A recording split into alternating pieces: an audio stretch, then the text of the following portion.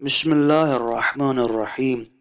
آیت اللہ عبدالحسین دستغیب نے اپنی کتاب میں لکھا، ایک دفعہ کا ذکر ہے کہ حضرت خاتون جنت جناب فاطمۃ الزہرا سلام اللہ علیہا بیماری کی حالت میں گھر میں آرام کر رہی تھی۔ امیر المومنین علی علیہ السلام آئے اور انہوں نے اپنی زوجہ سے فرمایا، آپ بیمار ہیں، اگر کسی چیز کی خواہش ہو تو میں آپ کے لیے لے آؤں۔ حضرت سیدہ فاطمہ الزہرا سلام اللہ علیہا خاموش رہیں اور انہوں نے کچھ نہ کہا۔ امیر المومنین علی علیہ السلام نے دوبارہ اصرار کیا تو حضرت سیدہ نے عرض کیا، اے ابو الحسن، مجھے آپ سے فرمائش کرنا اچھا نہیں لگتا، کیونکہ میرے والد ماجد رسول اللہ صلی اللہ علیہ وآلہ وسلم نے مجھے نصیحت کی تھی کہ خبردار، شوہر سے فرمائش نہ کرنا، ممکن ہے وہ تمہاری فرمائش پوری کرنے کے لائق نہ ہو اور تمہارے سامنے اسے تنگی محسوس ہو۔ امیر المومنین علی علیہ السلام یہ بات سن کر مسکرا دیے۔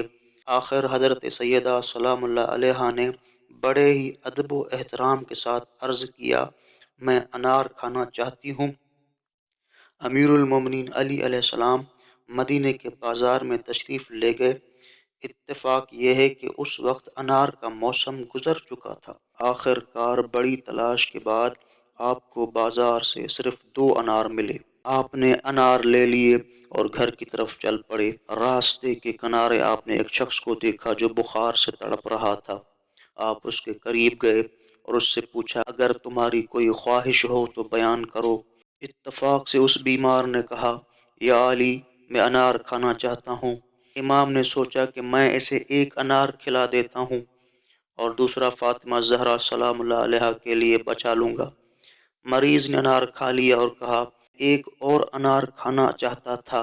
امیر المومنین علی علیہ السلام نے دیکھا کہ مریض بے آرام اور بے چین ہے، چنانچہ دوسرا انار بھی اسے دے دیا اور خالی ہاتھ گھر کی طرف چل دیے، اور دل ہی دل میں کہہ رہے تھے، زہرا کا رب کریم ہے، رحیم ہے۔ دروازہ کھول کر آپ نے یہ دیکھنا چاہا کہ سیدہ سو رہی ہیں یا جاگ رہی ہیں، تو دیکھا کہ سیدہ کے سامنے اناروں کا ڈھیر لگا ہوا تھا جسے آپ تناول کر رہی تھی۔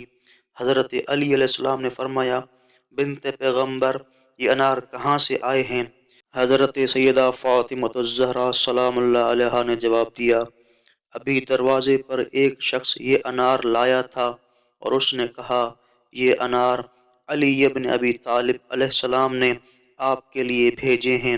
یہ سن کر امیر المومنین علی علیہ السلام نے خدا کا شکر ادا کیا۔